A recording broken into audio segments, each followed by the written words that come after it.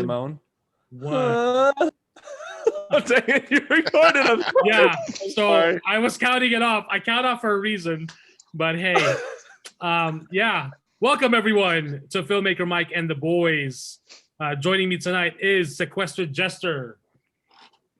Hello. Pinhead. What it do? And Kuya. Liam Neeson's cock. It is very big. With no contact. Well, with news today, it's very large. I I did not know that. Oh, I did not know yeah. that. Well, now you know. Well, it's a little The more girthy, you know. huh? It's a little girthy. So Yeah. I wanted to before I have Pinhead kick things off, I wanted to start this off. So we got a direct message on Instagram tonight regarding our previous episode. Not the WandaVision, but the best of 2020 episode. So Direct message. on Instagram, the Filmmaker Mike and the boys Instagram at FMANDTB. So it says here, Dear Mike, the best of 2020 episode was absolutely atrocious, especially right at the beginning when Jester moans into the mic. Was so disgusting. He might as well should have started his own OnlyFans account. You have lost a listener. Thank you so much. You guys are disgusting, especially Jester. I'm just fucking with you. That's not real. Oh dang it, dude! I'm sorry. If it was, I would have been I amazed. was about ready to say, I stop. would. It would make Wait, me want. make me wanna keep doing it. our only listener like fucking didn't like that. Shit. Oh my I gosh. know him. That's the best. So when I was editing the show, which I actually don't like to do a whole lot of editing, just like, just a little bit of the count off at the beginning and then put it out there, like, get it out there into the universe to the few souls who are listening. I totally forgot to edit the beginning part. And at the beginning part, if you guys listen to that best of 2020 show, Jester is moaning. And when I brought it up at work, he was like, oh, I totally forgot about it. And I'm like, yeah, and you have supposedly the best mic out of all of us. And so your sound obviously comes off crystal clear. So Yeah, so yeah, I thought I'd give you a Oh my little gosh. shit for that. I thought it was funny. It was funny. I heard two people say that it was pretty funny. They thought they enjoyed it. Well, that's good. So, but because if you we don't lost a have- listener for it, I would legit die of laughing because that's hilarious. well, yeah, I mean, so far nothing, which is good, right? It's they say like It's if you make something, you bake or you cook something, and yeah, you want to hear that it's good, but it's also good that like it's just silence. People are just eating because it's like so good, right? But if you hear something, then it's like may not be so good. Like my moaning. Oh yeah. Let me moan while I eat your food. Instead of silence. Oh, it's delicious. Oh. So as we get into the show tonight, Pinhead brought this up, and I was like, we're gonna start off with that because I'm sure Kuya's ears are gonna like clap with joy. So we're just Really? gonna kick it out. I'm gonna hand it to Pinhead. Go ahead, Pinhead. So, after months of crying, whining, bitching, moaning, and groaning, I finally did it. I've entered that realm, Kuya. Oh, what? Today, I watched not one, but both Along with the Gods film. Oh, wow. Shit. I'm sorry. Traitor. Now, Traitor. I I'm will sorry. say this. I'm sorry. Second Along with the Gods films sucks. It's Yeah. garbage. It's absolute trash. It's kind of it's a little weird, right? No, it's not weird. It's just trash. The first one, however, is actually really good. There's a lot of law and order in there. There's a lot of law and order moments. I wish they would just keep those there. Mhm.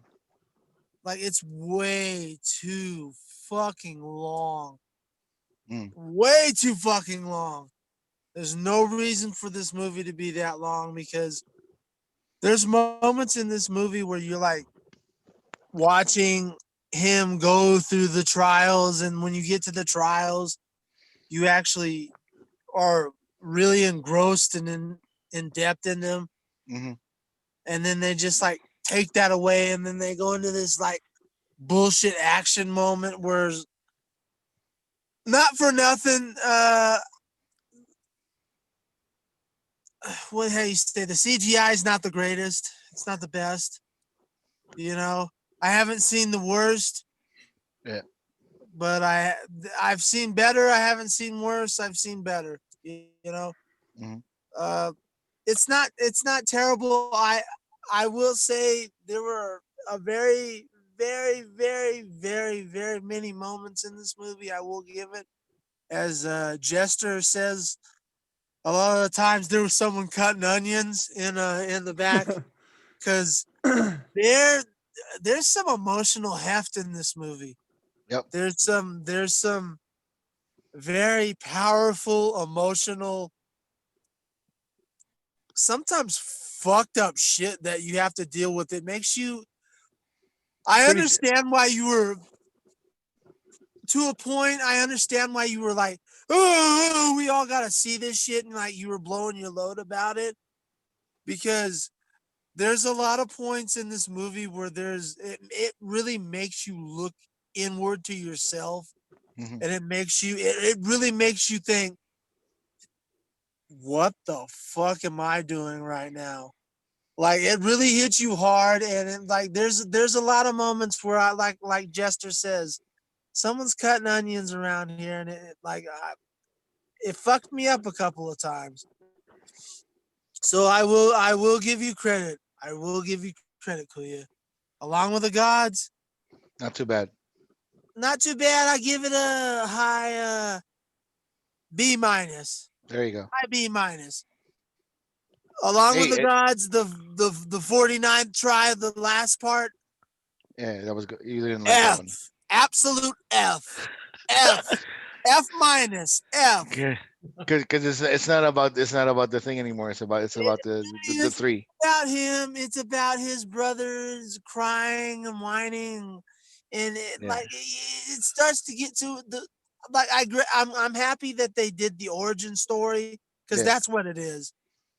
At the end of the day, it's the origin story of that first film, Yeah. of those. But it gets to be where you're just hearing people whine, and they're trying, and it's trying to be funny, and it takes away everything that was great about the first film Mhm. is thrown out the window as far as I'm concerned. So that one is an F, but the first one, the Two Worlds, you're right.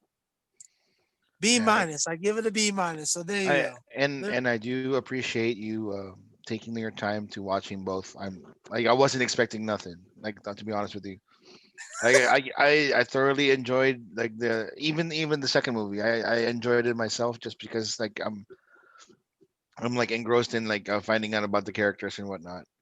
So, like, and I truly hope other people would just, have some time to sit down and watch it. If they don't like it, after me bombarding them about telling them, like, this is, like, whatever, I liked it. I liked the movie because, for me, it was visually stimulating, because, like, for me, like, the hell of greed, right? The one with the big giant fucking pillars that was, like, trying to run over people. That one was Yeah. kind of cool. Like, it Well, looked it looked I cool. will Like, not to the interrupt health you. the health There's looked kind of, like, pretty cool. So there was one moment where, not to interrupt you, but there was one moment where they they they mentioned, what is this, Saving Private Ryan, and I'm glad they said that, because right at that moment I felt that yeah, I was like, yeah, there it's is that. I was like, what no, is it's very in tune with pop culture in that sense, just because of the fact that, like, it's a I believe it was an anime or a manga, and then that they converted it into a movie. Right, I don't know. and then like the fact that like like in the second movie, remember they were talking about like what the other guy was afraid of. He's like, oh, I'm not afraid of anything. Yeah, and Oh, that and then he talked about the Velociraptors from yeah, and from that's something he where saw in the movie. and see that's where they lost me because in the first movie you get this idea. Okay, so every in the first movie it's about transcendence, Yeah, yeah, yeah. and I understood that because I'm getting into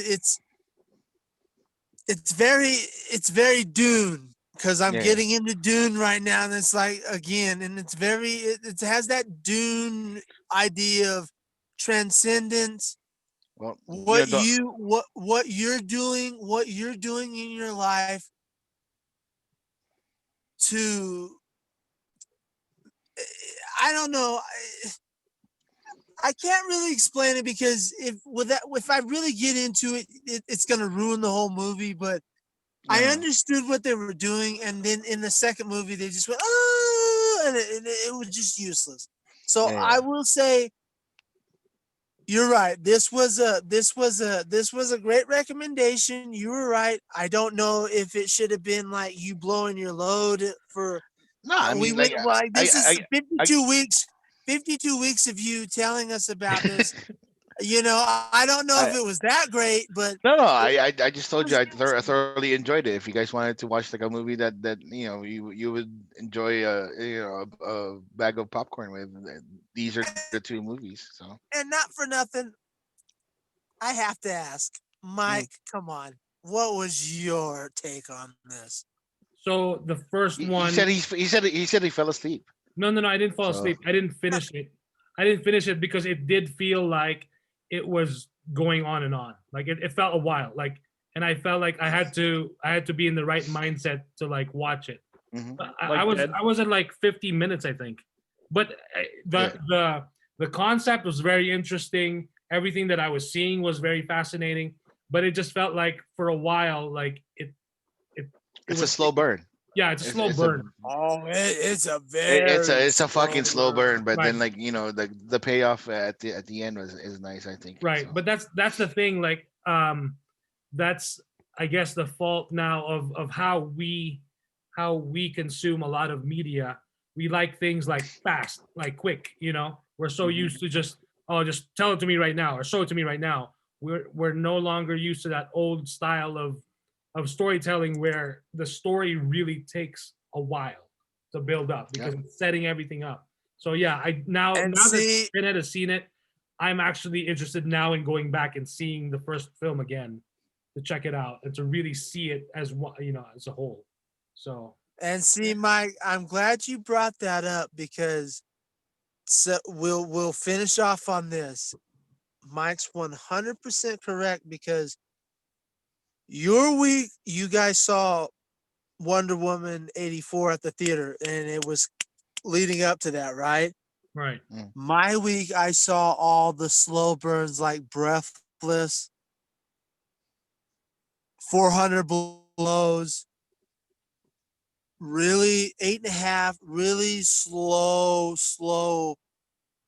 The Hidden Fortress, like really slow movies leading up to this, and then I finally watched this, and I accepted it a little bit more because I had already had that in my that I had already had slow burns in my belt under my belt. Mhm. I had acquired the taste, as it were. It was an acquired taste. right. While as you guys may have had, Wonder Woman 84. So it's just like you said, it's all dependent on what mood you are in. Because if you're in a real like Mike said, fast paced mood, it's gonna be garbage to you. Trust me, it will be garbage to you. So Yeah, Right. I'm seriously am like happy that you were able to watch it, Pinhead. It was awesome, it wasn't bad. It wasn't and bad. Like I you said, the know, second one was shit. The first one was really. The first one's a real eye opener for me, and like I said, as You like? Jester has said many times, Did you like the feels? Did you like the feels, or is it a bit much? The little feels of like I'll we can talk about that at another for yeah, we'll talk about that on a private time. But I gotcha. I gotcha. I'll just say the movie actually did. It actually fucked me up. Like it hit me. It hit me. There were some moments where I actually did cry. So I will say the movie was really good. Like I said, the first one is a B, a B minus, even a B plus. Mhm. The second one is F all the way, F minus. Like it couldn't fail even more. It couldn't have failed even more. I hear you. Yeah, the second one was a little bit of a thing for me, but like again, it's if you're gonna watch one, watch the other two. So, Yeah. So That's yeah, the hard part. but this is I do available on appreciate that Hulu. Pinhead. Yeah. So, what made you like fucking decide finally? It wasn't anything in particular. Like I've been watching. I think it was knowing that Jester finally gave Dune a chance, Oh, okay. and he went through that. And most people that I talk to, like he's the only one that would listen. It's the same. It's the same. It's the same dichotomy and the same duality. Like you telling everybody that, oh, you gotta see this. I had the same feeling. And when he finally said that listened to the audiobook, read it, listened to the whole thing, I went, okay, I'm Yeah. doing that now. I'm gonna do that. Yeah, I need to reread it again. It's been ages since I've read Dune, so Dune's uh, fantastic. We won't get into that. I can't say enough about the first four Dune books are fantastic. There's nothing better than those first four. So how that's many why how I many gave did that. how That's many why I did gave it Frank a chance how many because did Frank Chester make? Frank 6 or 7, six, right? six. Okay. So All right. Yeah, like when I get a chance, I'll there's an audiobook on YouTube that I'm gonna fucking listen to and shit. So but this is a lesson to be learned just for all of our listeners and viewers. Just give it a chance. Now, and I'm not talking about I'm just give if you see something that you might not think it might be garbage, give it a chance. And I mean that for everything. Give yeah, it a chance. You might unless be it, surprised. unless it's like 2020's The Stand, then don't fucking give it a chance at all because it's horrible. We'll get it. Don't spoiler alert.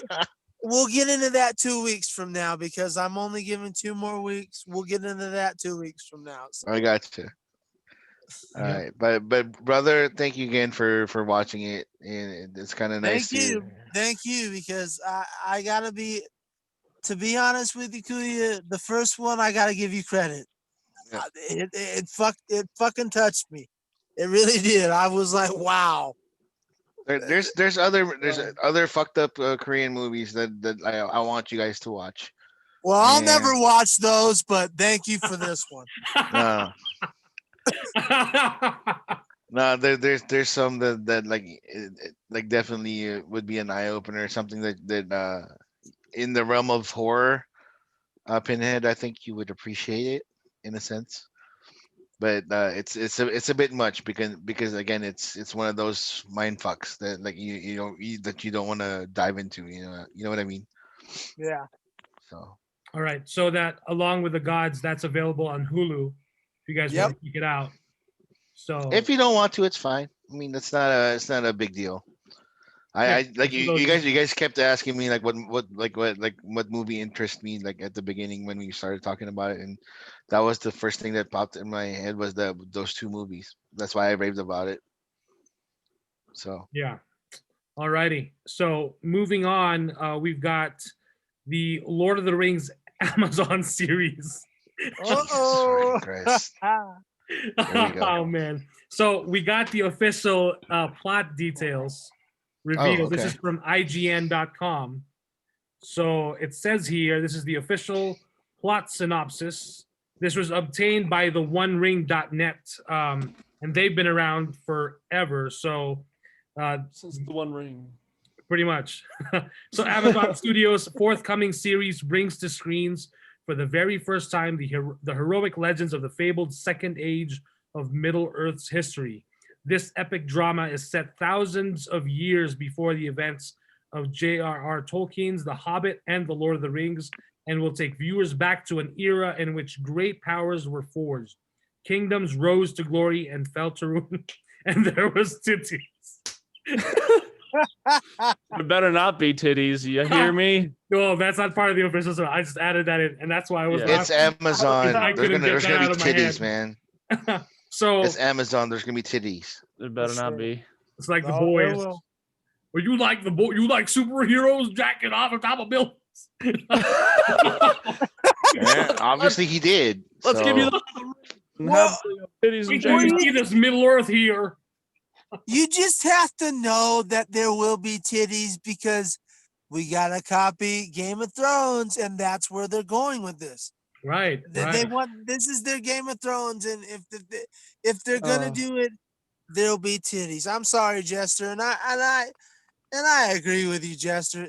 There shouldn't be, but sorry, titties will be You gotta there. have some Hobbit sex scenes.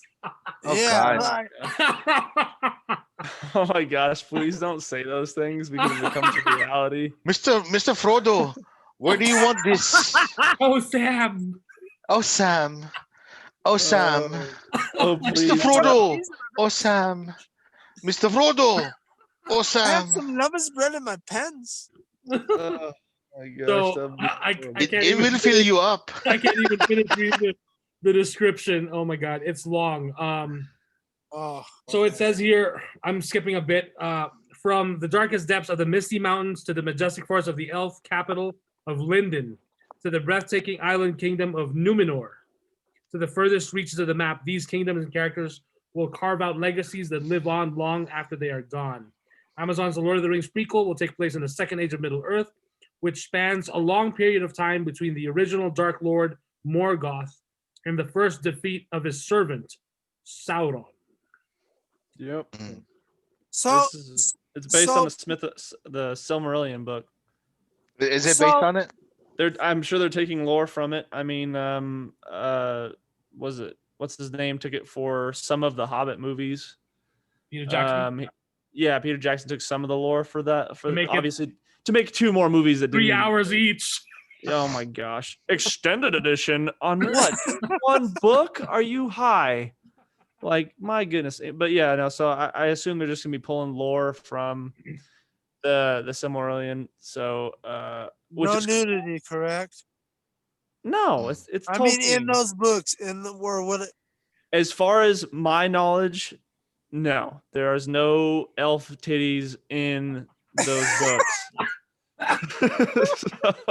So, I mean, there could be dwarf titties. So No, I well, never there know. can't because remember, the dwarf women are so hairy, they look like the men, so you wouldn't. Even Hey, there you go. so maybe So- this is maybe this is just maybe it's nothing. They probably won't do anything. like I said, it was a Like, rumor. there's a possibility where this could be their Mandalorian, and they'll just be like, "We're just gonna rely on storytelling," and that's fine. And Totally. titties. We With some well, titties. no, like all jokes aside, we could all be wrong, and yes, there'll be,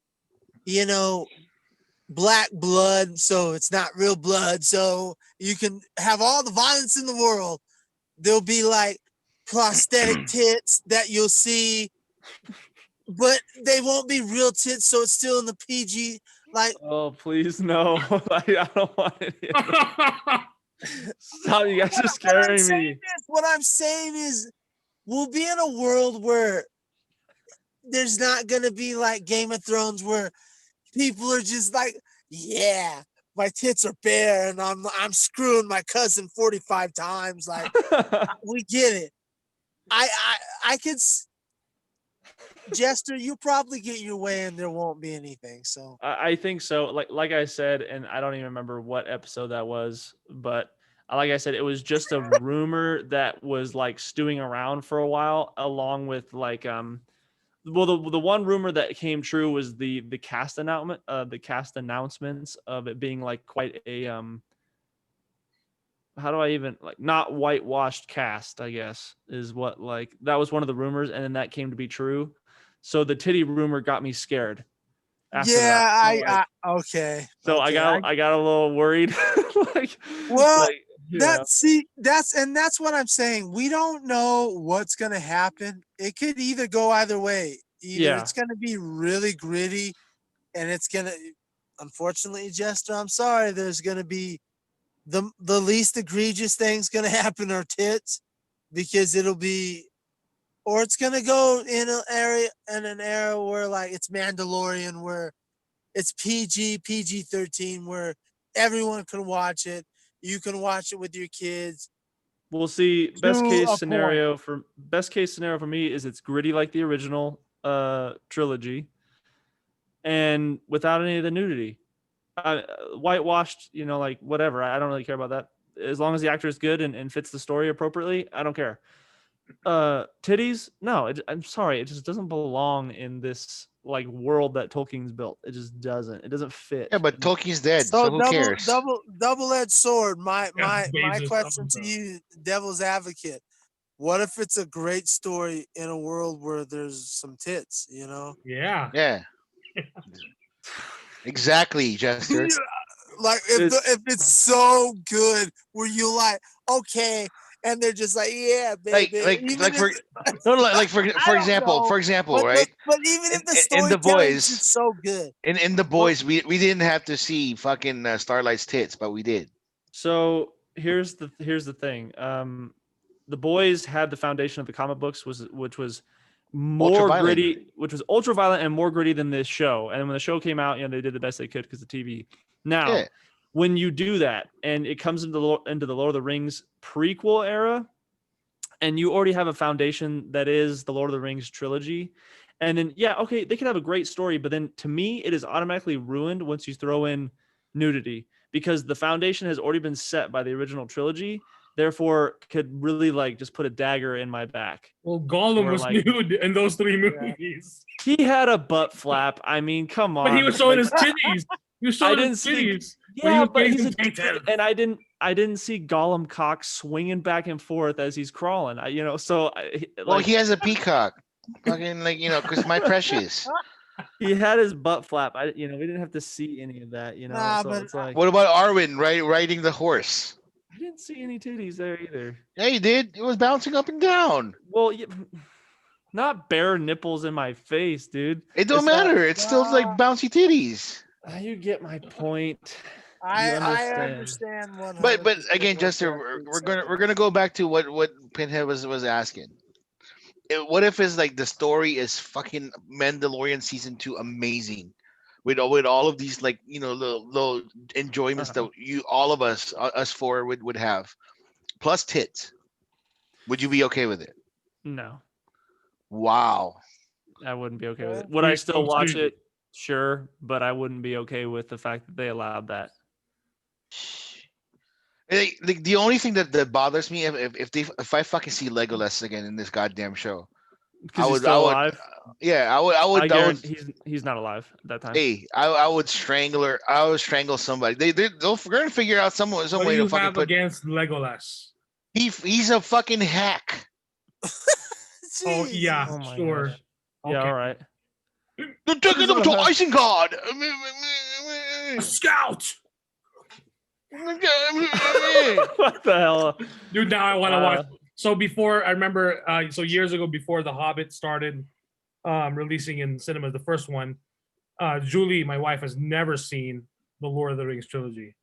So one weekend, we binged all three movies, extended editions. You know what she said? You know what Julie said? You know, this show could use some tits. No, She didn't say that for sure. I'm just kidding. No. So, but Julie see, would never ever say anything like so here's my thing. If the show is so good, it's not even gonna need titties. Okay, there you go. That's a Haters. good point. You know what I mean? That's a good point. Like, That's a good point. and that's the thing. Yeah, and what Pinhead was saying, if it's a PG-13 or PG show, well, I'm guessing PG-13 because violence. I mean, you have to have Yeah, a- exactly. PG. You know, The originals were like that, so right. If you have that kind of rating and it's not like a hard R like a Game of Thrones, more families can watch it. And I get it. Amazon tends to skew towards more mature audiences, like with The Boys and their other films and other original series are more skewed towards adults. But it would be something to have. It'd be something to have a show like, for example, The Mandalorian, which brings families together to watch, each new chapter. To have for Amazon to have something like that. Or they could just say, fuck it, we don't need a family show. We have so much money that we don't, doesn't matter. Jeff will just keep pumping the cash and everyone's Prime memberships will be pumping. let me just So- like have like a little opinion on this. Star Wars universe doesn't require tits, right? Am I correct? correct. Correct. Okay. Why the fuck did I have Slave Leia then? Kuya, were her bare tits out? It didn't matter. Yes, it did. It's pointed out that way that she became like this little sex fiend or whatever like on Jabba the Hutt's So Disney, a few years ago when Disney took over, there was a ton of Slave Leia merchandise and collectibles out there. they got rid of it, right? They got rid of it. Disney didn't want to keep projecting that image of Princess Leia out there. Yeah, but that was the fucking to be honest with you, that was like ingrained in like all the Star Wars fans is Oh like, yeah, because it was sexy. It still is sexy, yeah. and it's sexy. It's not. It didn't cross the line of like bare breasts. And That's why going it hard did on. for me again. If it helps with the story, How can that I- help with the story? if nudity helps with the story, There's no I don't such have any thing. problems with it. There's no such thing. Well, it can be tasty. I kind of see what you're saying. If there's a sex scene and it's Dr. Manhattan's it blue serves the penis. story. It's tastefully Yeah, done. It serves a story. Dr. That's- Manhattan's blue penis. Well, Okay, you have me. okay, there. so Nudity has everything to do with it. yeah, because he's losing. his Is it humanity. necessary to see his blue penis every fucking scene? No, but it serves a purpose. Why? Because he like Dr. Manhattan lost his humanity. He didn't care about clothing. Yeah, That's you right. got me there. As long as Yeah. it serves a story. Exactly. If it's for me, If it serves serves a purpose, that's fine. if ancient not- if ancient elven things want to fucking shower or go take a bath in the lake of whatever, and there's tits involved, I don't have any problems with that that. doesn't serve a And story. not And as yes, it does. It serves a scene. not as full blown as Dr. Manhattan. Arnold's penis was flying in the breeze in Terminator 1 and Exactly. it Did it served the serve a purpose? because he came out from it did serve the purpose for the storyline. So Yeah, but I get what you're saying. I understand too, and I completely agree with that aspect. But like in Lord of the Rings, it just doesn't make any sense. It's like when Wait, when so Frodo, elves, hold on, hey, when Frodo meets the elves, and the elves are like, "Come, Frodo, let us show you what it's like to bang an elf when we've been alive for billions of years." It makes no sense to just and add that, kind that of means it's stuff. poor writing then. Like what Yeah. I'm saying is in the scene somewhere in the fucking woods of Misty Moria, whatever the fuck they are, right? Like if elven folk fucking run around and they say, hey, you know what? This might be a good time to take a bath. Let's go. Then you I cut- would expect nudity in there because the people are taking a bath. Then you'd cut they- it right they- after. they You don't- cut it right after that. You wouldn't even have Yeah. to. Let's film them wash each other's boobies. You never know. Again, like these are creative fucking Nah, things that like uh, J.R.R. Tolkien is dead. they don't give a shit what he Then thinks. have some respect. Damn it. They're not gonna have. Like, they made this fucking atrocious fucking prequel. What do you think they're gonna have respect? Yeah, where's Peter Jackson's respect? Yeah. What about Peter Yeah, Jackson in the 3 hour or The Hobbit. the trilogy Hobbit trilogy? I mean, They threw that shit out of the window because they know they were gonna make money off of this. It doesn't matter what it is. you just got people are greedy. gonna watch it. Yeah. Just got But greedy for sure. You know, again, you know, if it serves the purpose, like of telling the scene of what the scene is, that's fine. If it's just random, oh fucking, like I'm running around like and somebody's hunting me down, but let me take off my clothes real quick. No, that's bad. What you're talking about is random. Taking a bath is random. Like Hey, everyone can take a bath. It could be a scene. It could be a scene. That's important. There might be conversations in there. Moisty Moria. Yeah, fucking. I don't know where they're at, dude. I'm not a Tolkien fucking. I will say you know. this. I will say this. I understand exactly where Kuya is coming from, and I even understand even more right now where Jester's coming from. I got you. I hear it too. I'm dealing with it right now with the stand, so I know what Jester is saying, and it's the same points that I'll get into in a couple of weeks. So, like I said, I understand where you guys are coming from. It's just not for nothing. We don't know what's gonna happen. Yeah. We have to wait and see. Yeah. Right. We need to wait and see. Exactly. We need to end the show now because that's the show. No, because So, no, all right. like in Game of Thrones, right? Like all the nudity that Daenerys had, that it had purpose. It was in the books. It was written into those stories Yeah. already. So It was gratuitous, yeah. Like, do I need, like, you know, an extra 5 seconds of fucking Khal Drogo like fucking boning the shit out of maybe Daenerys? if you No. need to finish, maybe. Okay, just No, pause. but that's the thing. Like, no, but it was there, and I was just like, okay, I guess it showed how rough the fucking horse riders are. But Oh, God. Jesus Christ, you know So- what I mean? Speaking of that, Emilia gosh. Clarke also, like, if you notice, if you look at the later seasons of Game of Thrones, the nudity that her character had was lessened over time. Yeah, because she said that like she was a queen now. She was like she didn't Right. need to take off her clothes anymore just to grab power. Right. She already had Right. power. The character had an evolution with it. So, Yeah. all right, let's move on. Holy shit. That's a It's whole 30 episode. minutes of talking about titties. Shit. All right. So next one is this is from ihorror.com. Crazy Samurai has world's first 77-minute one-take action film sequence. Ooh, shit. So this is Japanese martial arts icon Sakaguchi. He was in Versus and Rise of the Machine Girl. I haven't seen any of those. But he gets top billing Machine Girl. in the film Crazy Versus- Samurai 400 versus 1. And then the trailer, I still need to see the trailer. It's here on the site.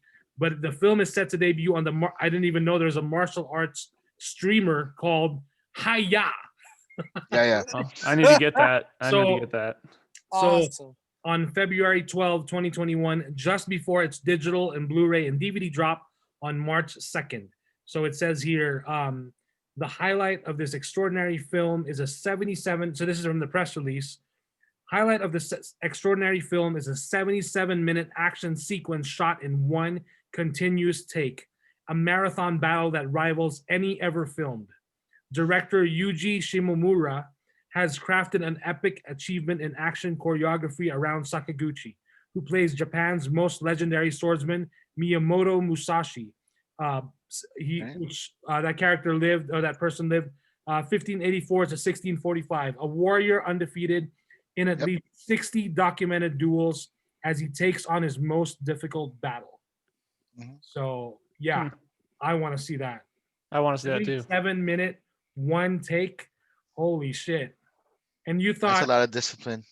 yeah, and just a lot of like choreography and just precision and everything. Like, man, that is nuts. That's got to be a record. 77 minutes, one more than an hour. Like, Well, I holy- bet those stunt guys were happy because they only get paid over there if they're on camera. there you go. Yeah, That's awesome. 1917 all over again. Oh, they get paid like crap over there, man. Right. So, all right. And then moving over to Marvel, a few days ago, this is from ScreenRant.com, word broke out that Chris Evans is returning as Captain America in an There we upcoming go. Marvel Cinematic Universe project, with the actor nearing a deal with Marvel Studios. So Chris Evans even tweeted like news to me with a shrug emoji, which I'm like, okay, sure, it's news to you. Yeah. I'm sure And so then- was your dick getting leaked online too. Yeah, and then a lot of comments. Some fans were like, "Oh, I hope it's a series on Disney Plus of Captain America returning the Six Stones." And I'm like, "What the fuck are you talking? That's so fucking boring. I don't want to see that shit. You're gonna bring back Captain. You're gonna take Captain America. He's gonna leave his pussy. I mean his babe. He's gonna leave. He's gonna leave Peggy Carter to return Stones. Are you fucking insane? I don't want to see that shit. You're gonna bring back Captain America? Make it worth it. It better be damn worth it. And it kind of bothers me if they're gonna really bring him back. What's the point of the Falcon and the Winter Soldier and setting up Sam Wilson to be the next Captain America when you're gonna bring back the OG Captain America? Yeah, It's hope for the black people. So. The only way that would work if they brought him back would be in that What If series that Disney Plus is trying to do a show on. Right.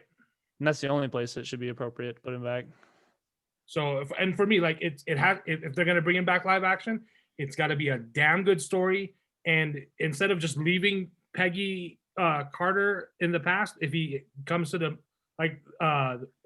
contemporary times or to like current present time, might as well bring her along for the adventure. Why not? Like, I love the chemistry of those two in that first Captain America film, and that we unfortunately didn't get more of those. We only saw glimpses of it, or in Winter Soldier. But of course, Peggy was much older, so why like it better be damn, if they're gonna really do this, it better be a damn good excuse and a damn good story. Yeah, to be honest with you, it's probably gonna mentor Spider-Man and shit. So. Speaking of which, as we transition over to a character called Daredevil, My boy. Charlie Cox was apparently has apparently finished filming scenes from the newest Spider-Man movie. Good. So I'm so Daredevil glad he's back. looks like he will be appearing in the Marvel Cinematic Universe officially. I'm trying to look for the. Bring Jessica Jones and fucking Luke Cage with him, man. Jesus Christ. Who cares about that? Where's John Barenthal? Like, Yeah, thank you. Where's the Punisher? where's my boy, the Punisher? I don't care about those pieces of pussy shit, except for Cox. That's it. Yeah. Cox and titties. Cox and titties, Cox, titties, and punishment. Like, Oh. No, but seriously, Charlie and John, like, I don't care about Luke Cage. I don't care about Iron Fist. I don't care. I never said nothing about Iron Fist. I just said like Luke Cage and Jessica Jones because I like those characters. So this is from cinemablend.com. They can keep fucking Iron Fist like in the hole. Kung Fu Grip. Yeah, so this is from Cinema Blend. Comicbook.com's Brandon Davis revealed on the inaugural episode of the Phase Zero podcast that he's heard that Charlie Cox was seen on the Spider-Man 3 set. Assuming this is true, and also assuming Cox wasn't visiting that production because he just happened to be there. And even if he was just visiting, like, who the fuck are you? I'm Daredevil. Oh, fucking show's canceled on Netflix. Get out of here. Like, why would he be there, So it says here, it's unclear if he was in his Daredevil guise or just appearing as Matt Murdock. It also remains to be seen if the Matt Murdock that might potentially appear in Spider-Man 3 is the exact same one who starred in the Daredevil TV show, of a version who's more in line with the main MCU, considering how the Marvel Netflix show's connections to the MCU movies were loose at best. If Daredevil does indeed show up in Spider-Man 3, this will mark the character's first cinematic appearance since 2003, when Ben Affleck brought Matt Murdock to life on the big screen. So, but yeah, I mean, since everyone Sorry. knows, huh? I just had to laugh when you said that. When Ben Affleck brought Matt Murdock to life. Hey, Like, nah. I enjoyed that movie when I saw it. It wasn't bad. It wasn't bad. Like It was it wasn't good, but it wasn't bad. I like And- Bullseye. When he saw, yeah, Bullseye. Flicking Yeah. nuts into old ladies' mouths, dude, and killing them. Oh my god. Well, she wouldn't stop talking. I can't blame him for that. Fuck. Fucking like in the plane, all you want is like silence. You don't want you don't want to hear about like Mrs. Taylor's fucking son and the grandson Trevor who fucking did good in soccer and everything. Nobody cares Well, about that. To that article's point, I'm just saying, like, why bring in Charlie Cox if you're not going to use the Netflix's version of Daredevil? And I'm sorry, but that version of Daredevil is what kickstarted all the Yeah. Marvel stuff on Netflix, and like everyone just loved that show is so revered. Everyone loves that show. So Yep. who else better to play him right now? Exactly. Like Ben Affleck. that's No, I'm sorry. At least Charlie Cox knew how to play a blind guy. Ben Affleck didn't really do it for me. Hey, he knew how to fold like money like how the blind people fold money. What cracks me up about that too is that, man, Favreau was in that too. Yeah, Like, Favreau yeah. directed that motherfucker, didn't he? No, he I didn't. don't think so. No, He he just didn't. acted in it. He did Or was Kevin Feige was the one in producing in that shit, right? producing. Yeah, I think he was producing. He was like with the producing team back then. He didn't call the shots yet, but little do we know that later he would. So moving on to comicbook.com, still within the Marvel Cinematic Universe, not necessarily news, but it's official that Deadpool will be rated R in the MCU. So It's official. oh, yeah. Maybe. So it Bob's says Burgers rated R version, guys. I can't wait. Kevin Feige mentioned it will be rated R, and we are working on a script right now. And Ryan's overseeing a script right now. Good. As long as he's overseeing it, then I'll be fine. Yeah, he knows I what he wants. figured he'd have to be. I mean, he's there. He's been there since the beginning, and he knows. I mean, he's the character, so he knows like what more or less the character has to Oh yeah, go through and what the character will say. he's got the comedy down like to a T. Like, holy crap, I never laughed so hard in so What's long. his when What's I his saw name's the not first coming one. back, right? The comedian guy. Yeah, the other guy. Oh, he's not. dumb What? bum. He got canceled. What's his face? TJ What? Miller. Yeah, because I mean, for Why? good reason. For good reason. Let me Google it real quick. Ah, geez, I'm bummed he's not coming back. Scum bum. Because he's like, oh, you look like a fucking overripe avocado that had sex So, with another. TJ Miller Yeah.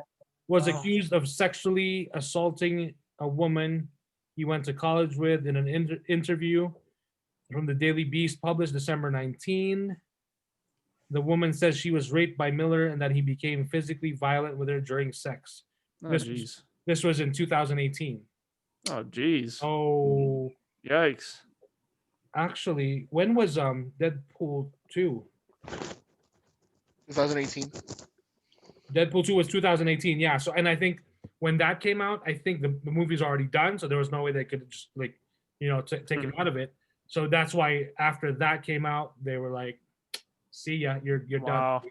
So yeah, and Like I've always said, fuck the piece of shit. that's why I mentioned like he was canceled for a good reason because Yeah, like, no kidding. when Yeah. that leaked, yeah, that was it.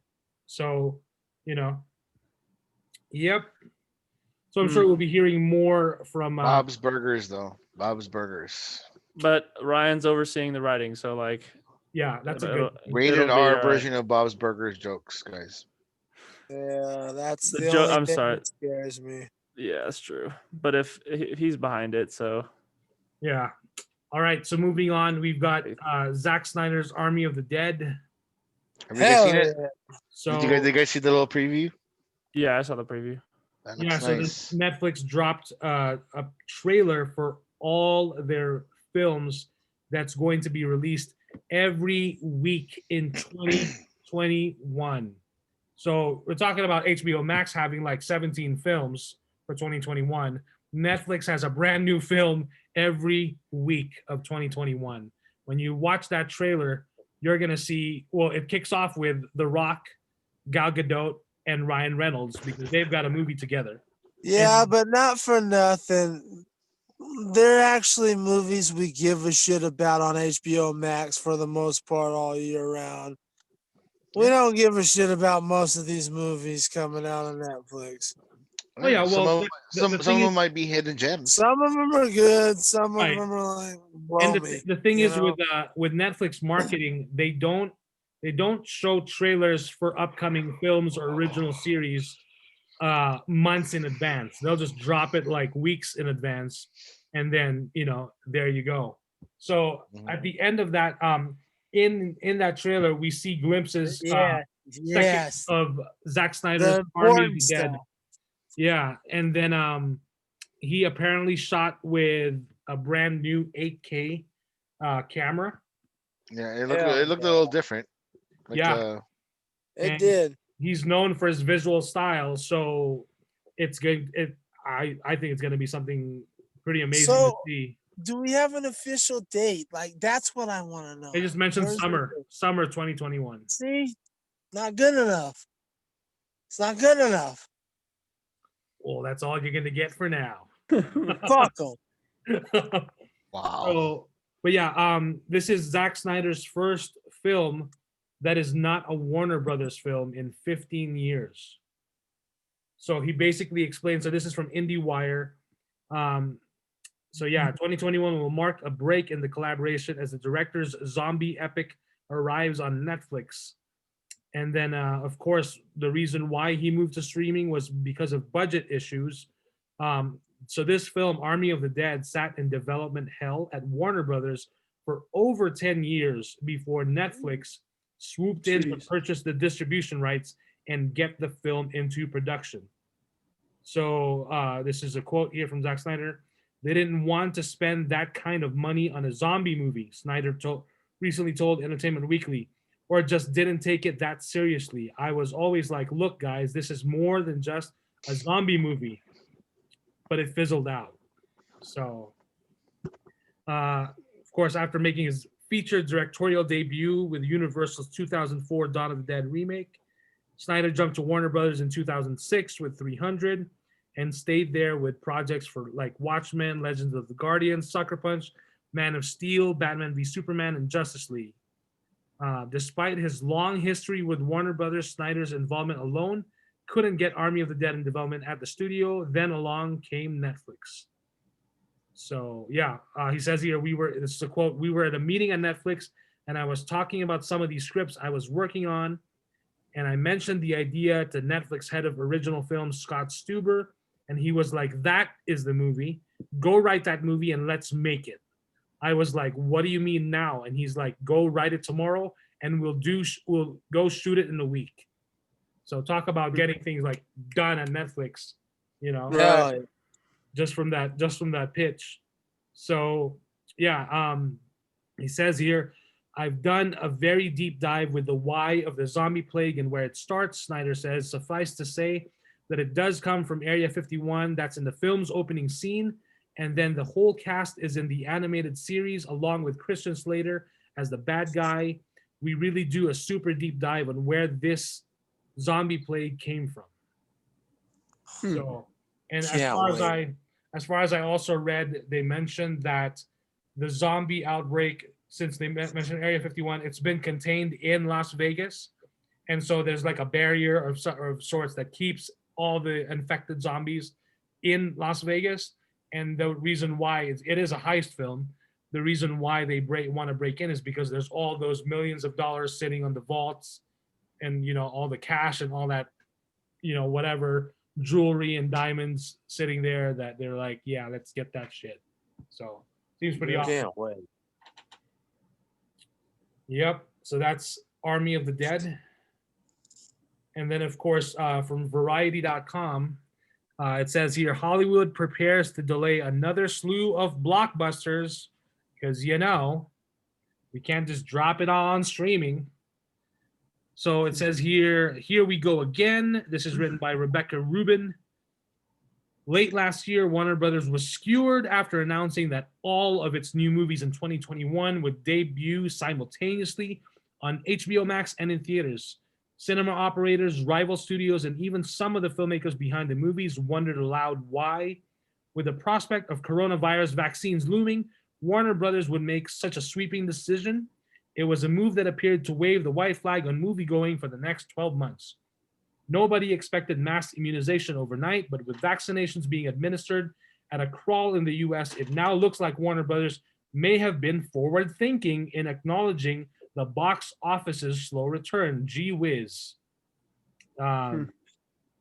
Numerous films remain on the release calendar for early 2021, yet cases of the virus in many areas are higher than ever, and approximately 65% of US theaters, including those in popular markets like New York and Los Angeles, remain closed. Getting back to the movies in any normal fashion seems as unrealistic today as it did last March when cinemas across the nation were shuttered. So to be sure, the majority of potential blockbusters have already been postponed to midsummer or later, but there are a handful of films scheduled for the first quarter of the year. Sony's Cinderella, starring Camila Cabello, on February 5th. Disney and 20th Century's The Kingsman, March 12th. And Jared Leto's superhero thriller Morbius, also from Sony, March 19, to name a few. From Sony. Oh my. So, yeah. These seem very unlikely to keep their theatrical release dates, at least without embracing some kind of hybrid digital or video on demand debut. Nice. Go ahead, Kuya. You had something to say? Like the only thing that enticed me there was fucking the Kingsman, just because of the fact that like I'm a fan of the franchise, even the shitty second one that everybody hated. Yeah. It wasn't for me. It was entertaining. It was fun. It was fun. But like this one is like the origins of the very first Kingsman, like the very first. But see, that's what like, for World War I believe, if I'm not mistaken, World War I or you're even correct. older. Yeah, no, you're correct. So, but I don't really care about that. I do, because I thought the kid did good in the last one, so like it's kind of. The only one I cared about was Morbius out of that whole list, and I still don't care about that. So that's the same. Morbius, really, with Leto? Yeah, seriously. Like that's the only one that I care about, and I don't care about that. So fuck them. So there's more here. So it says, even in traditional time, the stretch between January and March is kind of a cinematic dumping ground. So it's not entirely unexpected that the current release calendar doesn't pick up in a meaningful way until May. With the debuts of Disney and Marvel's Black Widow on May 7, Warner Brothers and Legendary's Godzilla vs. Kong, May 21st, but now they moved it to March.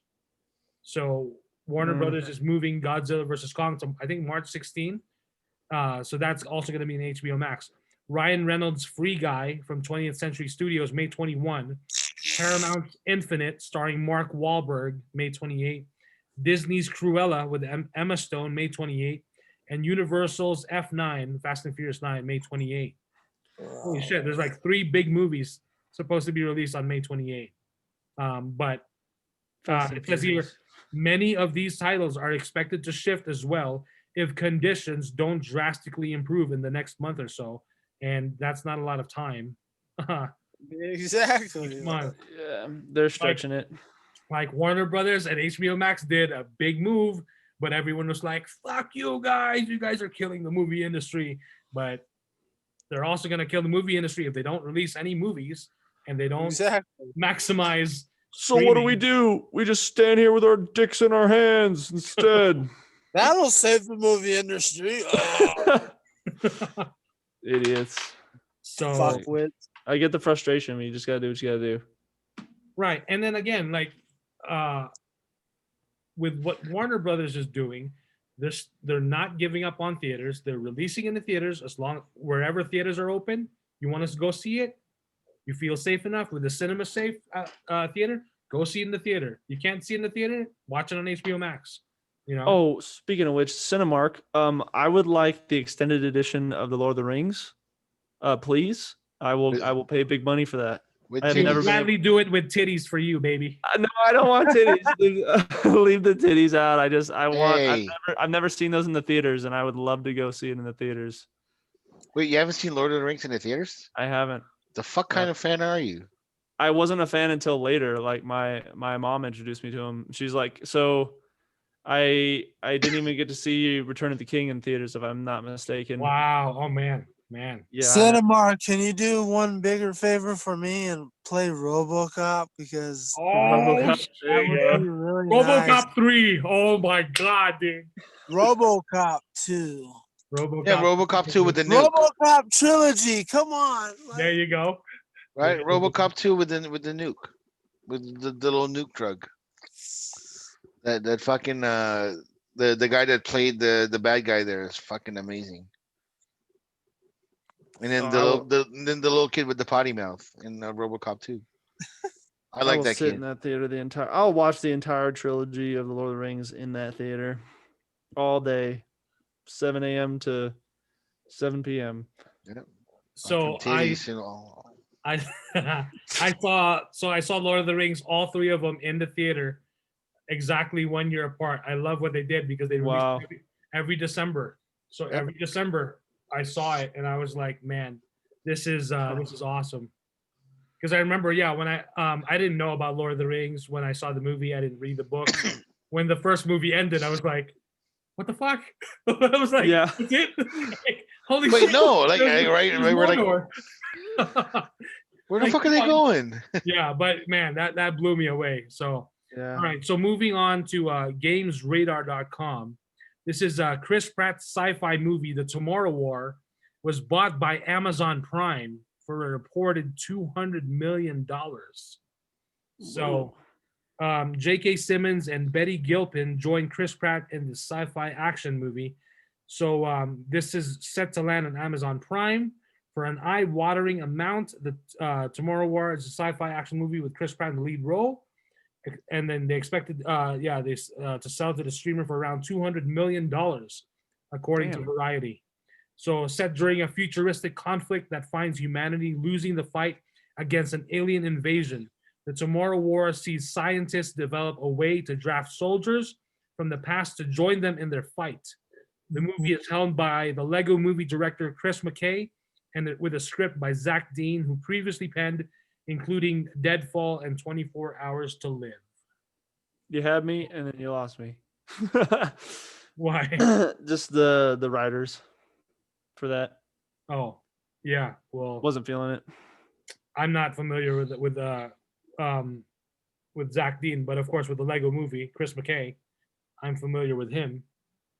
But yeah, we were just talking about Hollywood like doing something with movies or with as far as streaming, and now Amazon Prime scooping up this movie for $200 million, and they're going to be ready to show something new, a Chris Pratt movie. Yeah, J.K. Simmons too. I'm excited. I like J.K. He's Yeah. great. Betty Gilpin. Yeah. Awesome. Yeah, baby. And then this one, I missed it earlier in our Marvel stuff, but this is from HollywoodReporter.com. So this broke out January 15th. So Ethan Hawke to play villain opposite Oscar Isaac in Marvel's Moon Knight. So Isaac is top-lining the show, featuring one of Marvel's cult characters that is aiming for a March production start in, guess where? Budapest. So we haven't, I don't know if we'll see anything in Black Widow. Hopefully we do see Budapest, but holy shit. So Budapest. yeah, Ethan Hawke has made his Marvel, making his comic book adaptation and superhero debut. Hawke has closed a deal to join Oscar Isaac in Moon Knight. So Hawke will play the series' lead villain. I like Ethan Hawke. I think he could do a good job at that. Oh yeah. Yep. It is You can do it. unclear who Hawk would play, but Moon Knight's arch nemesis is a villain named Bushman, a fellow mercenary who turned on the hero when Egyptian gold came into the picture. So, I'm looking forward to that. yeah, I'm sure we will find out more as more things happen and production begins. And then, of course, we've got Liam Neeson possibly expressed interest as far as coming back to Star Wars as Qui-Gon Jinn. Please. So yeah, he had the interview with what's his face? What's his name? I'm trying to find his name. Guy on Who? TV. What's the guy's name? Who are you talking about? Liam Neeson. Yeah, but what about him? I mean, he's saying he's having a hard time remembering a name. Yeah, have you seen his cock? Shit. Not his cock. I'm talking about a name. You'd forget his name too if you see his cock. Maybe. No, not Liam. James Corden. There we go. Yeah, James Corden. There you Oh, go. So James Corden was interviewing Liam Neeson because Liam Neeson has a brand new movie. I think it's called The Marksman. Yeah, Coming out. And so Liam Neeson just shared like something from a movie, and he shared this piece of wood that is like a basically a wood slab. But when he told him it's been with him for like the longest time. When he turned it over, it's Qui-Gon Jinn's lightsaber that he used on the first day of filming on location for episode 1, The Phantom Menace. And so he said here, I'll be honest with you, I haven't heard that at all. Neeson initially said of the rumor of him returning in the series before later adding, sure, I'd be up for that. Yeah. So, of course, the best way for him to return Force Ghost. As a Force Ghost in the Obi-Wan Kenobi series. And that would just be absolutely amazing to see him on screen together again with Ewan McGregor. And it'd be interesting. It'd be interesting if Qui-Gon addressed the fact that he fucked up when he was like, "Oh, he is the chosen one." Oh yeah, but your boy, the chosen one, fucked everything up. Like, you know. So nice job on training him, Obi-Wan. Yeah, pretty much, right? Hey, he said he wanted the high ground, or he wanted to take the high ground. So fuck it. Yeah, but yeah, I had to cut him down to size, so to speak. That would be amazing. When they did that for the Clone Wars, Liam Neeson came back as a Force Ghost and spoke to Qui-Gon, to Obi-Wan. That was really, really cool. So yeah, I think they can definitely, they got to do. That's gonna be amazing. Like, please, I'd kill for that. Like, I really want him back, man.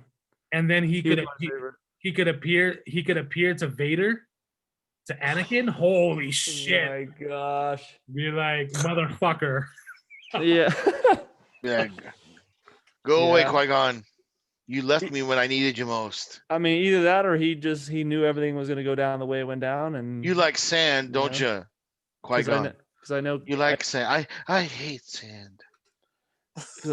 I don't know. I know they all had issues with Qui-Gon because of his beliefs on everything. He's a gray. He's not a gray. Fuck this gray Jedi shit. Shit. I was gonna say if they call him. He also had a movie called The Gray, so he's a gray. But see, Star Wars.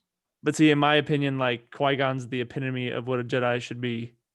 Like that's what they were kind of going for. Like fucking reckless. What are you talking about? What? No, he's a Maverick. No, he was a Maverick. Yeah, he was. He fucking reckless. He was like, oh, this 11-year-old kid who I saw like pod racing, and I fucking cheated like the slave owner, like by doing the little mind trick thing on the dice. Fucking yeah. I was like, he is the epitome of fucking Jedis. He had a higher midichlorian count or M count now in the Mandalorian. M count. Fucking. He had a higher M count than even Master Yoda. Even Master Yoda doesn't have a midichlorian count that high. That high. And then when he checks his blood sample on his Gillette women's razor. Right. And then he was using it as a fucking the little thing too, right? Yeah, that He's was like, oh, ow. that was a Gillette razor that they just painted over and made Yeah, it look like and then he was something. using it as a walkie-talkie too. I was like, you know, just That's right. fucking. So speaking of Star Wars, we also got news from so this is from IGN.com, and it says how Star Wars games can flourish now that EA lost exclusivity. Hell yeah. Lucasfilm Games can pick up from a galaxy of developers now. With the revival of the Lucasfilm Games banner earlier this week and multiple game announcements, including a Ubisoft developed Star Wars game, the galaxy far, far away is broadening outside the walls of EA Studios. Wait, Assassin's Creed Star Wars edition? Is that what it is? Pretty much with Ubisoft behind the wheel.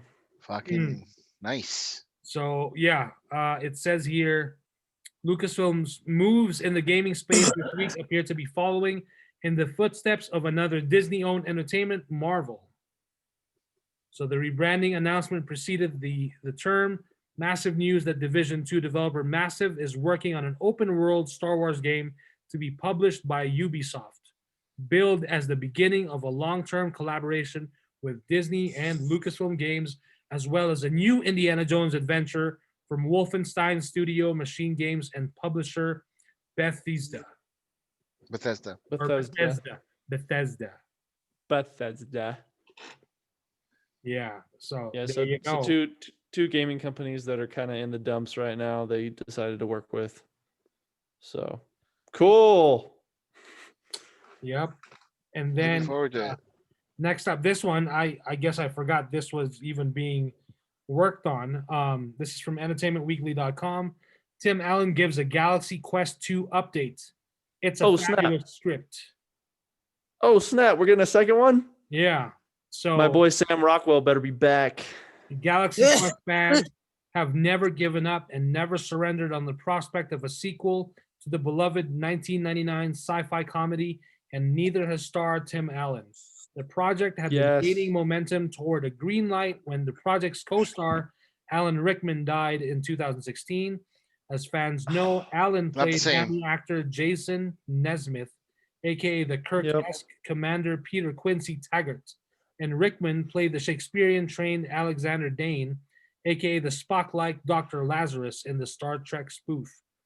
It's a fabulous script, Allen tells EW, but it had a hiccup because the wonderful Alan Rickman passed, so it all got very sad and dark because the script was all about Lazarus and Taggart. It was all about their story. It doesn't mean they can't reboot the idea, and the underlying story was hysterical and fun. I haven't reached out to anybody in the last week. We talk about it all the time. Alan adds, there is constantly a little flicker of a butane torch that we could reboot it with. Without giving too much away, a member of Alan's Galaxy Quest family could step in and the idea would still work. Who's going to play Dr. Lazarus then? I hope nobody does, because his character was. Yeah, I don't think anybody else should. Yeah, that's kind of tough. They should write him out. Yeah, you might as well just have a new character, or have Guy take his place. Sam Rockwell. Yeah. Yep. I don't know. I don't know if anybody's gonna fucking would want to listen to this jackhole. So he's been canceled the past couple of years. Who, Tim Allen? Yeah. Yeah. Who cares? So maybe he's just trying to Well, I wouldn't mind a sequel, man. I really want to see it. I mean, I love the first one. I mean, it was quite the surprise when I saw the first one. So great. So good. Have you seen that, Pinhead? I got a hot take on it. I think the movie's garbage. What? Yeah, it's garbage to me. So I don't care if they do a sequel. Unless they do a sequel, everyone gets bites. Wait a second. The last time we talked, you hadn't seen it. And then you're telling me now you saw it and it sucks? Yeah, it sucks. Oh, my heart. I think it just broke a little bit. It sucks. Oh. I hate that movie. So I don't care what happens. I don't care what happens. Did you like any of Sam Rockwell's scenes, at least? No, my favorite scenes happened with the guy who's no longer with us, and Yep. Oh, Alan Rickman. Yeah. Oh yeah, man. so other than that, the movie's garbage, and he's no longer with us, so it doesn't matter to me. I wish the sequel already happened years before he even passed. Yeah. Agreed. Yeah, that Wow. might have meant something to me. I don't care. Yeah. Well, speaking of Star Trek spinoff, I gotta get back on the Orville. I know that they just came out with another season not too long ago, I think.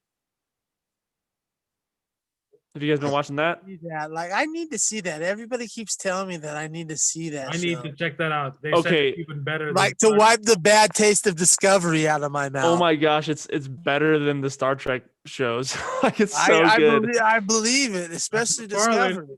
Seth It's MacFarlane. It's so funny and smart. Like I really like it.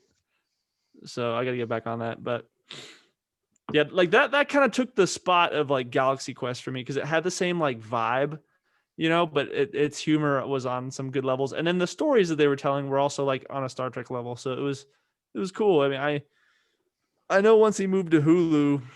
Wasn't he a fan of the Star Trek franchises? Oh yeah, he loves them, and that's why he's been wanting to do that for years. Which is, I mean, you could tell when he's writing his stories that they have like little fun messages in there, that he likes to dish out. Yeah, I think season 3 dropped not too long ago. Let me see.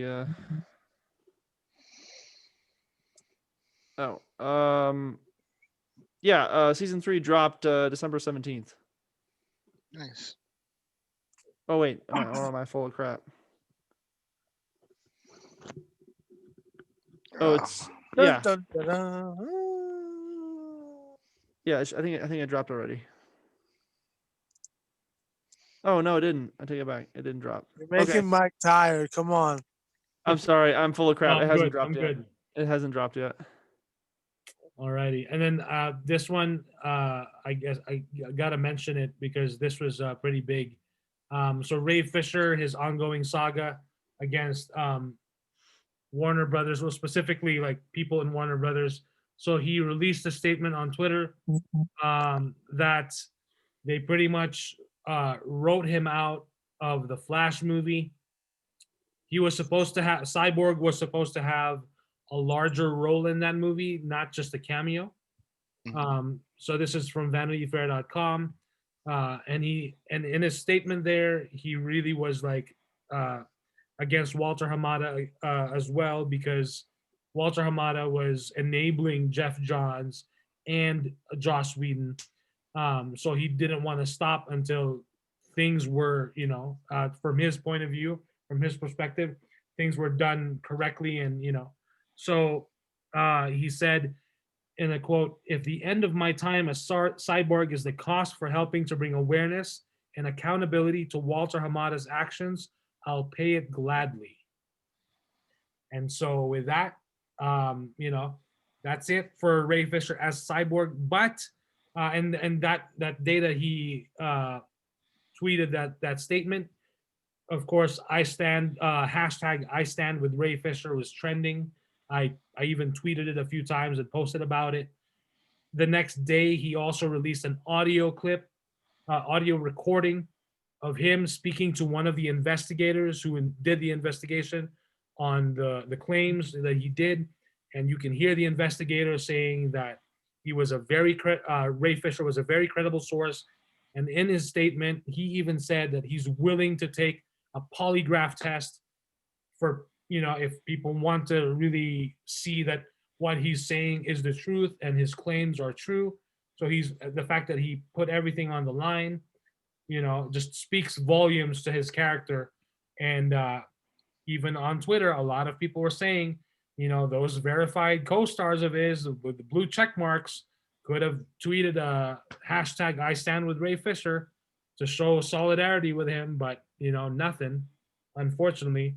And then, but the thing is, what other fans are saying as well, that this is not over because we still have the Snyder cut of the Justice League coming out in March, and Cyborg's character is really the heart of that story.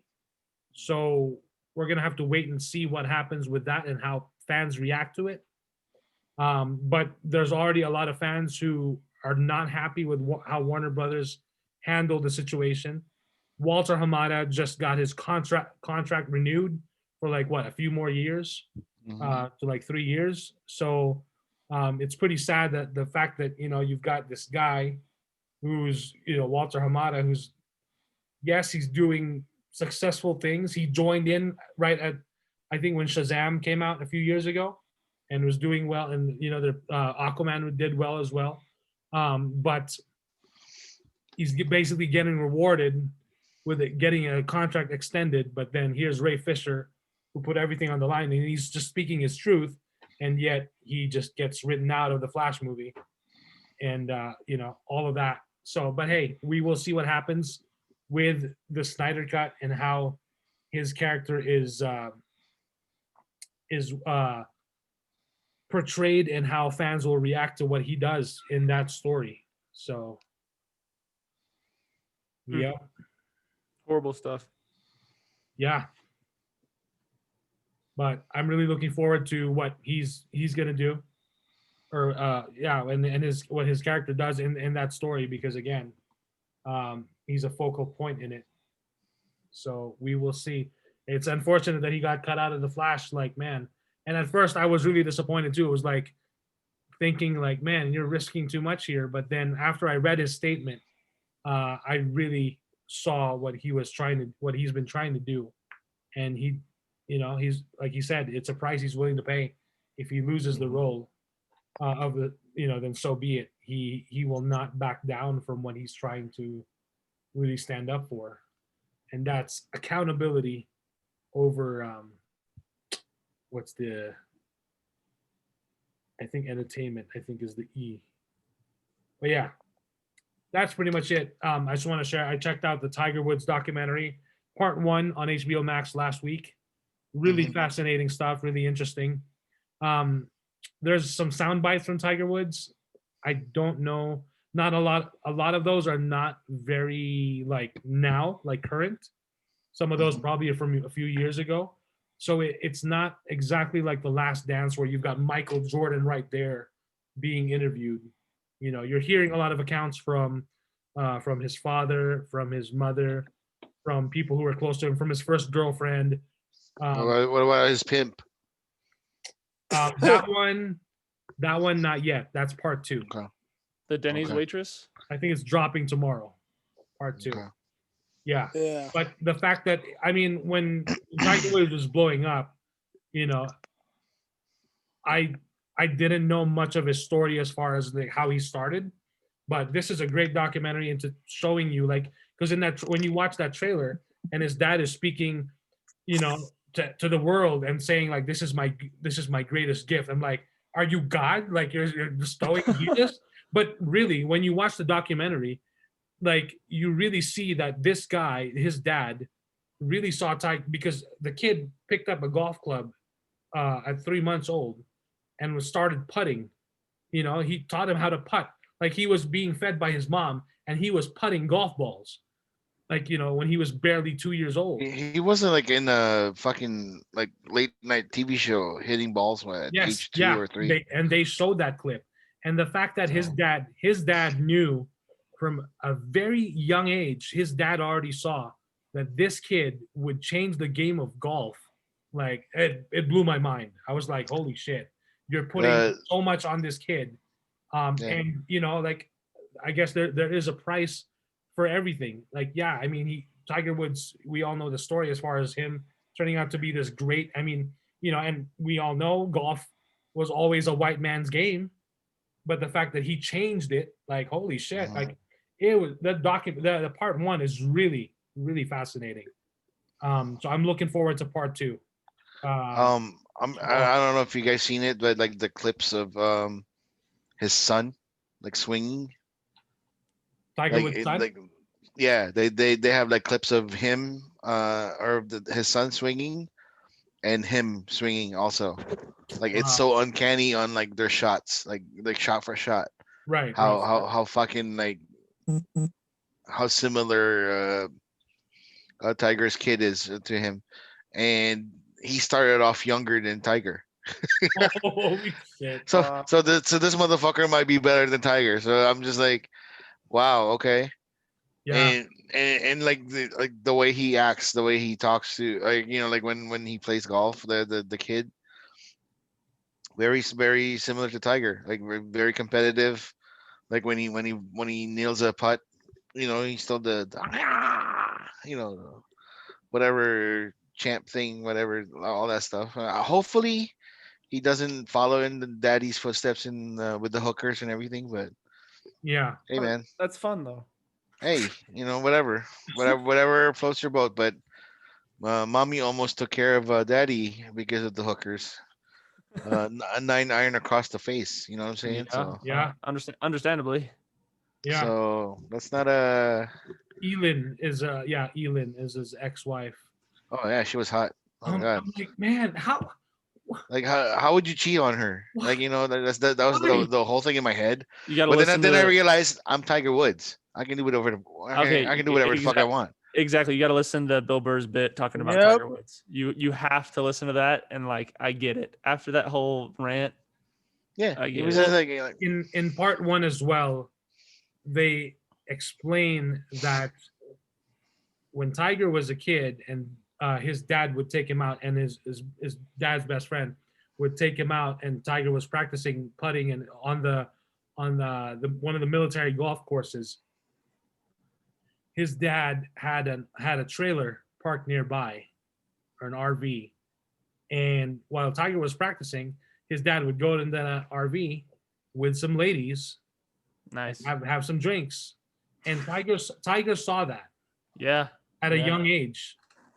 His dad and his uncle or his godfather, like having a good time with his with these ladies, and it messed him up because he knew at a certain point, like when he was in his teens, he knew that his dad was cheating on his mom, but he couldn't say anything. Like it was just like tearing him up, and that's why Yeah. like when the news broke that Tiger Woods like cheated on his wife, I'm like, what the hell? Like how did this happen? And then when you watch part one and they explained that, it was like, well, that's the root cause of it. It started there, it started Yeah. there, and it's really unfortunate.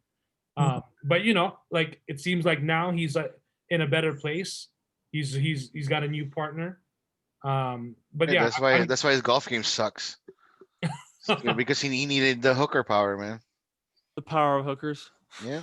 yeah, and I think also the fact that I remember I was listening to the radio years ago when the news broke out, and they were saying like having for him to have all that pressure and to be at the top of his game, he kind of not needed, but he kind of somehow was able to focus his energy on having relations with hookers, Right. into kind of like leveling, or like I don't know how I'm trying to explain it, but I'm trying to like explain say like that's how he kind of stayed on that level, I guess, which is odd. It was like holy shit, like that's like too much, but either way, when part one ends, part one basically ends with the main side chick sitting down, and she's like, what do you want me to talk about? And then that's it. So it like leaves you Yeah. ready for part two, and it's like that's when things change. So but it's Dang. really fascinating stuff, and the fact that again, like, wow, his dad, like at such an early age, like saw him Is he cheat. still with that Olympian, Lindsey Vaughn? He's not, right? They're done. I don't think so. Wait, he was with Lindsey Vaughn? Yeah. For a time. Wow. Yeah. Fucking he's Tiger Woods. For shizzle. For shizzle. And then when they also interview his first girlfriend, you really see from her perspective that he didn't obviously have a normal life, and like have like just lived a normal life, or having like normal relationships, like having friends, having sleepovers, or like hanging out. Like it was always like golf, and she was trying to tell him like there's more to life than golf, and the fact that they were they were so in love, and that they almost got married, and then of course that things happened, and yeah, it was. But it's a really fascinating watch. Check it out if you can. Mm. So I'm looking forward to part 2. Anything else you guys are currently watching or reading? I'm watching The Expanse, season 5 right now. I think only 6 episodes have aired right now that I'm able to watch. Man, it's good. Oh, it's so good. I'm so glad that this show's been a banger since season 1, so I expect some more good things other than the news we shared a couple months ago. But that's it. I'm reading the new High Republic book on Audible. Listening to, I should say. It's rough. I'm having a hard time getting through it. I feel like I'm forcing myself to listen to it, so I'm not feeling it yet. The only thing that I like is the lore building. There's some cool lore stuff going on. Talking about hyperspace and stuff like that. But other than that, it's just kind of just me. I'm not feeling it. So that's it for me right now. Just for clarification, the High Republic, that's the new Star Wars book, right? Yes. Yep. Yeah. Correct. Yep. The brand new Star Wars. It's a trilogy book series, I believe. Yeah, and there's also, it's a multimedia event. There's comics, there's other stuff like. Yeah, and if you guys do want to check it out on Audible for an audiobook, it's by Charlie Soule. And the first book of the series is Light of the Jedi. So Star Wars, The High Republic, Light of the Jedi is the first one of 3. So I don't know if I'm gonna listen to the second one. I'm not digging it. I got 6 hours left though. So I don't know. We'll see. That's it for me. Anybody else? Hello. Yeah, I'm currently rereading the Dune saga. I'm going through the whole, I'm enjoying it again. Excuse me. I'm enjoying it again. It's been a good time. I went past Dune. I'm on Children of Dune right now. We just finished Dune Messiah, going into Dune Children of Dune. It's really awesome. Other than that, I've just been trying to expand my horizons on music, and I've been learning from this guy named Finn McKenty. He's got a great YouTube channel called the Punk Rock MBA. I've been learning a shit ton of things from him about New York hardcore, punk pop, just trying to broaden my horizons past metal and punk rock. Which New York quarter were you referring to, like the Dolls or what? Well, right now I'm into the New York hardcore scene right now, so yeah. I'm listening to stuff like Madball, stuff like that, those in your face, don't fuck with me, I'll smash your skull in type bands right now. Oh, okay. I thought you were going for more of a aesthetic. If you are gonna go for an aesthetic, in the early 70s, there's this band called New York Dolls. No, I know about them. Yeah. So I love them. They're awesome. Yeah, they're the ones that kind of gave the blueprint of what hair bands are in the 80s and shit. So. No, I know about them. They're awesome. I've been listening to them. I've been listening to a lot of bands, just expanding my horizons, listening to right now screamo bands, deathcore bands, really getting into that portion of the genres that I haven't been listening to. So, man, trying to get into some other stuff other than Slipknot and Slayer and all that. Trying to listen to something other than that, because I do have a great mix of like genres that I have, but I want to like expand the genres that I do love. I want to like learn other bands like Parkway Drive, for example. I do know about them. So I've known good. about them for a while, but like I've expanded further into like their older stuff, going into like what they've become today, and then going into like other bands that have like influenced them and what they've been influenced by. So I've been listening to a lot of bands that are like even harder. So I found Parkway Drive, and through them, I found even harder, like heavy hitters. Like it's awesome. Like I'm enjoying this stuff. But That's like cool. I said, like I owe a lot of it to Finn McKinney from the Punk Rock NBA on YouTube. If you're not checking him out, check him out because he loves everything. Like he'll tell you shit about rap, like everything. Anything, if there's a genre, he knows about it. So check him out. He's helped me out. If you want to expand your horizon on music, check him out. It's fucking awesome. Love That's it. cool. Thank you. Um, I've been trying to get into this show called Lupin. It's on Netflix. Yeah, it's like one of the old school cartoons that I love. Lupin the Third, right? It's kind of like a different take on the gentleman thief type of thing. So it's on Netflix right now. I've seen 5 minutes of it so far, and I'm liking it. I really am. I like these kinds of heist type of movies. So if you guys aren't doing anything worthwhile, just check it out. Lupin, whatever. It's on Netflix. It's number 4 right now in the U.S.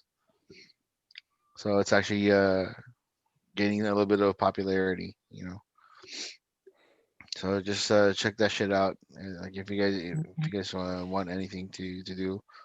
Also, like I said, I'm gonna try to get into listening to Dune again. Just to get my mindset back into that realm of that world, man. So that the Dune is probably gonna be the biggest movie like that outside of the Snyder cut. That's gonna be fucking. It's gonna be like uh culturally changing in my eyes. Just because like if Dune succeeds, like there's gonna be so much more about this world that people will want to see. Yeah. And if it doesn't succeed, it's still gonna be like a fucking beautiful mess that I can't wait to watch. But I trust the Denis Villeneuve that he'll do justice to this movie, to this book. Like regardless of who the actors or actresses that play the characters, I'm looking forward to it. Uh, He's not what I'm worried about. I trust him. yeah, yeah, yeah. I don't trust the audiences. No, no, I understand what you're saying, but again, like how I see Dune is how I see. It's a personal journey for me. Like when I saw the old movie back in the day, I fucking loved it. It was just like it was corny ass in my opinion, just because I read the book before I saw the movie, and then when I saw the movie, I'm like, what the fuck am I watching? So how Yeah. many books did you read? I read the first two, if I'm not mistaken, and then Children is the third one, right? Yeah. And then I saw the sci-fi sequel on the sci-fi sequel, The Children of Dune. I think at See, the for a long like that was just like a long time ago too. So it's see, been a I while. highly recommend every Frank Herbert Dune book for you because you're the type of person that will respect it the same way that I have. I think you should read every book that's in the series. Yeah, I mean, like, Every Frank Herbert book because it really it makes you become it makes you think about becoming a better person and really expanding your mind. yeah, It's It's an interesting series. It's one of the most creative sci-fi series of all time. Oh, and like I told you, I'm gonna catch up on it. Like again, the first fucking when I saw Dune like on as an audiobook in on YouTube, it's like 4 or 5 hours long. So I'm like, Yeah. I'm gonna try to see if I Yeah. can watch the whole thing in one or read or listen to the whole thing in one shot. But I don't know, man. But yeah, what else? Um, the very last season of Attack on Titan. I know nobody cares about anime, but Attack on Titan when it first came out was a fucking mind fuck for people. Um, so I haven't seen it since season one, just because like I guess got tired of it because everybody was hyping it up so much. So everybody was like telling me like the seasons got better. So I'm way behind. So that's probably another binge that I'm gonna be catching up on. Um, and I'm trying to get into like the old the the guys what's it Bong Su, the guy that directed Parasite. I'm trying to get into Oh his yeah. older shows like the host, Yeah. Mother, Yeah. Snowpiercer. I love. So like I'm just trying to get in Okja. I haven't seen. I don't think I've seen Okja yet, if I'm not mistaken. There's also a So it's Snowpiercer series on HBO Max that debuted on yeah, TNT now, and I heard yeah, good stuff about that one too. yeah. And Let's just watch the real, movie. real quick, I gotta throw that out there. You heard about the theory that Snowpiercer is the honorary sequel to Willy Wonka and the Yep, Chocolate Factory, correct? Yeah, I heard that's about what that. we heard. Yep. Yep. So And to be honest with you, like with their explanations on why it's the honorary sequel, it makes absolute sense, and it's actually a much better watch. Like when you think about it that way, if you watch the original movie. So So that's the one you're talking about, the movie with Chris, with right? yeah, yeah, Yeah, it great was movie. Great movie, by the way. Yeah, it was great. yeah, all the feels, man. Jesus Christ, Yeah, that's the closest thing to Hollywood got to a Korean film to me.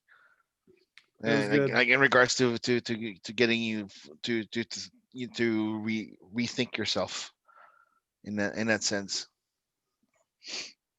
So yeah, Lupin on Netflix, Attack on Titan, and uh, the the legacy of the the Parasite director's movies. cool. I don't fucking remember his name. Bong something Bong something Yun Ho. whatever. Yeah, fucking Alrighty. amazing director. I don't need to know his name. I know his work, so that's all that matters. And as you said, when you get over, for people who don't like to read subtitles, when you get over the 1 inch subtitles, the world will expand. Yep. And I'm paraphrasing, but yeah. So, alrighty. Thank you guys for listening. I do want to mention, we didn't get to mention this when we passed it, but last year, 2020, on our last episode for 2020, we hit 50 hours. So since we debuted last year in September until December, we hit 50 hours of content, free content. Jeez. So this year, of course, we've obviously surpassed that, but we won't even count that until we get to the end of this year. So we're definitely gonna over exceed 50 hours this year, because now we have a full year of podcasting and bullshit to talk about. So Absolutely. Yeah. Shit. Like yeah, I can't wait for the 15-hour discussion about Zack Snyder's fuck Justice League. yeah. Oh, we also got to do a commentary, or I feel like a commentary will just be me. But Yeah, it will or be. we'll just do it. But Jester needs to see the ultimate cut I do. Ultimate Batman versus edition. Superman. That's Edition. right. Thank you. Thank you. Batman I'm bringing Superman. that tomorrow. I'm bringing that tomorrow for you. Okay. Sorry, I forgot about that. The extra 15 minutes that they added made the fucking movie make more sense than what it was. And it's weird. It's the weirdest thing because like the things that they cut were kind of important to the story. Right? Oh, usually It kind of does. pissed me off when They that always do happened. that. Add more. It was more details to the story. And Yeah. then I was, For me, I was when just I like, saw it, I was like, "Oh, I get that. I get that. I get that." But everyone else was like, "What happened? How did Lex Luthor figure it?" Because he's fucking Lex Luthor. He's smart. Okay. Oh, I got that. I Yeah, understand. I know. Yeah, but some people were like, you "How did see. Lex Luthor figure out who Superman and Batman is?" because he figured it out. If Because he's fucking Lex Luthor. shit, if I had his money, I'd figure shit out too. Yeah, and he's like, he people were saying like, "Oh, Riddler, like Tomb," like when I was watching that scene again the other night when he's in that library, whatever, and Clark Kent is there, and Bruce Wayne is speaking to Alfred, and Clark Kent can hear Bruce Wayne is speaking to someone on the, he's like scoping it out, and then Lex Luthor is up there talking about Greek gods, and you got Wonder Woman, Diana Prince is listening, and she's just like on her face, you could just see like this is bullshit, like all, all that he's talking about. I was just like, that's freaking awesome, brilliant. Speaking of Superman, I'm on season 7 of Smallville right now. Ooh, Yeah, the Bizarro episode was pretty cool. That was fun. Yeah. That was great. I I'm wonder on if they, season I wonder if 5 they of The put Tom Welling Sopranos, twice. so Season Wait, 5 of The what? Sopranos. What happened now? Yeah. Who Season said what? 5 of The I missed Sopranos. like both of you guys were talking at the same time. I missed it. No, so I just made a reference to, I wonder if they paid Tom Welling twice. If Oh. he played Bizarro. They should have. They should have done they that. should have, because he put on a classic performance. Oh, on he did both great. sides. Oh yeah, he did great. Yeah, so I listened to that episode of Michael Rosenbaum's Inside of You podcast where he had Tom Welling recently again. And Inside of You. Wow. yeah, That's a good fucking name for It's a podcast. it's an inside joke on the show. Yeah, it's a great sure. podcast. It's a great podcast. Check it out. You're gonna see some celebrity guests there that you're gonna want to hear from. Like, as far as their Clancy mental health Browns. and what they've been through and all that stuff. Like, man, it is fascinating. But yeah, speaking of Tom Welling and Michael Rosenbaum, it was great because he thought, like, of course, when they were filming Smallville, they didn't know all the Superman lore.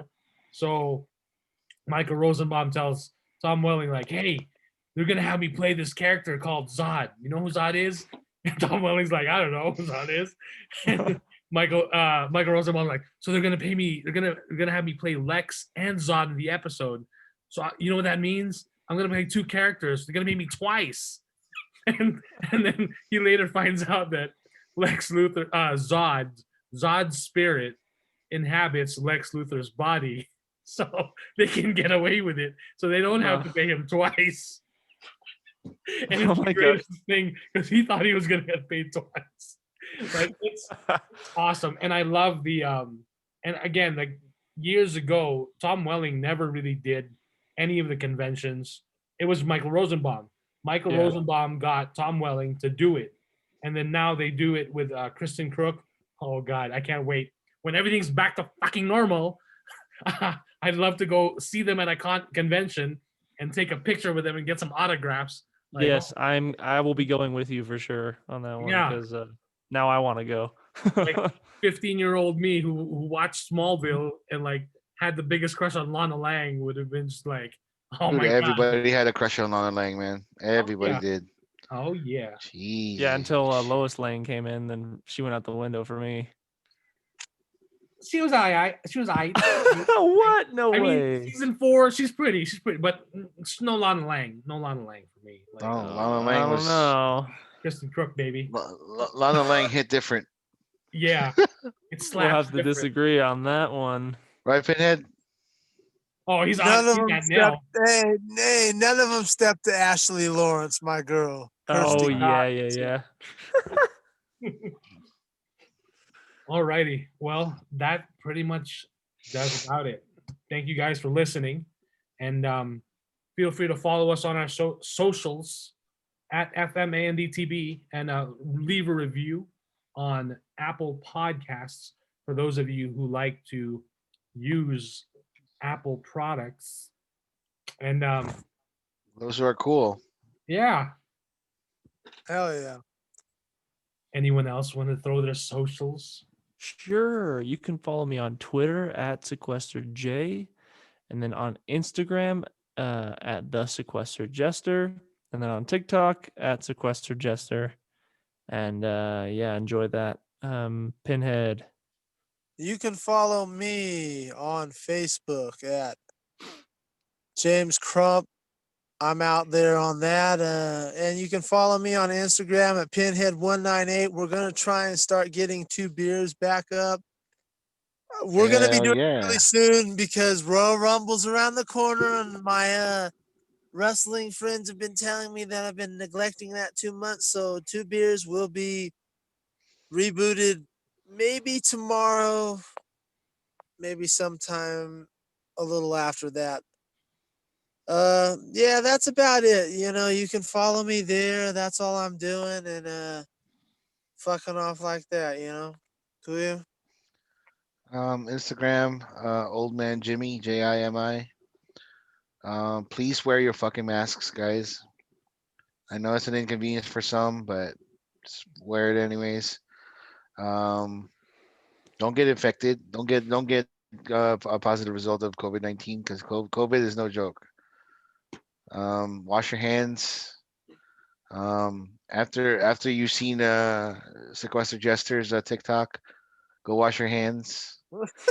go fucking Sanitize everything. sanitize, fucking delete all cache and cookies and all that shit, Yeah, just fucking like don't get caught. Don't get caught Don't get caught. Okay, God. Holy shit. I'm just saying. What are you talking about, man? Huh?